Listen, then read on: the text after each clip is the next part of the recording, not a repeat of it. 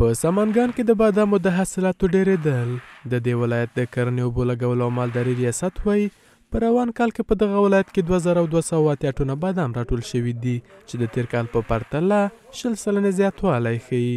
د دې ادارې د کرنیزو چارو امیر وایي په دغه ولایت کې 5140 هکتاره ځمکه د بادامو بڼونو ته ځانګړې شوې ده. 5124 هکتار زمین باغای معیاری هستند که حاصلات از اینا همه سال در بازار میان که حاصل امسال ما است 2280 تن بادام در بازار آمدن که در بیرون میرن. اینا پکیج سوربنجی به دست تجارای ما قرار گرفتن که همونطوری که شما گفتین 20% نشان میده. سال قبل ما 1900 تن بادام از ولایت سمنگان صادر کردیم که اینمی تفاوت در حدود 20% نشان میدن که امسال 20% افزایش کردن.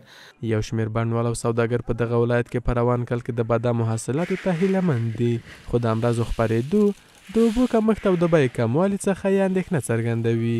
دوی د بازار موندنې په ځانګړې توګه د بهرنیو هیوادونو ته د بادامو صادراتو برخه کې د همکارۍ غوښتونکي دي. بسیار خوب میشه که در توجه در ایجاد باغات یک ذره همکاری شود دیگه، کنترل امراض که نفر راهنما باشه یا اونا راهنمایی کنه، درس بده عملا یا دوا بده، همکاری کنه امرای دیگه، خیلی خوب میشه.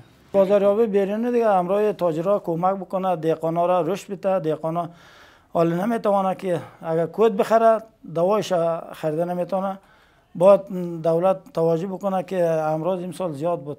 په همدې حال کې په سمنګانو کې وچې میوې پلورونکو ټولنه د دې ولایت میوې په ځانګړې توګه بادامو ته د لا ډېرې بازار موندنې لپاره له هڅو خبر ورکوي.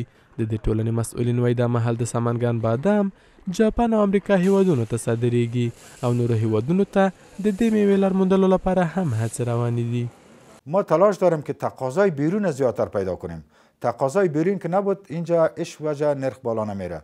این حال امسال ما تقاضا داریم که اینمال تلاش داریم، اینمال تقریبا 3000 سیر ما قرارداد گرفتیم، عملا دیدین و ایره ما رای میکنیم ان شاء الله بخیر در ژاپن امریکا میره. نظر به اینکه $5 ما راپور گرفتیم، از این قدم رشد بکنه، تقاضا بالاتر شد، ان شاء الله نرخام در جای خود قرار میگیرن. ستاربایی، شکوربایی، قمری، عبدالوحید او مروجی په سمنګانو کې له نوموتو بادامو څخه شمیرل کیږي، خو د امراضو خپرېدو لکه شکرک او قارچ او د اوبو کمښت له هغو ستونزو څخه دي چې د بڼوالو او د بادامو د پلورونکو په وینا د دې میوې بڼونو ته کله کله زیان رسوي.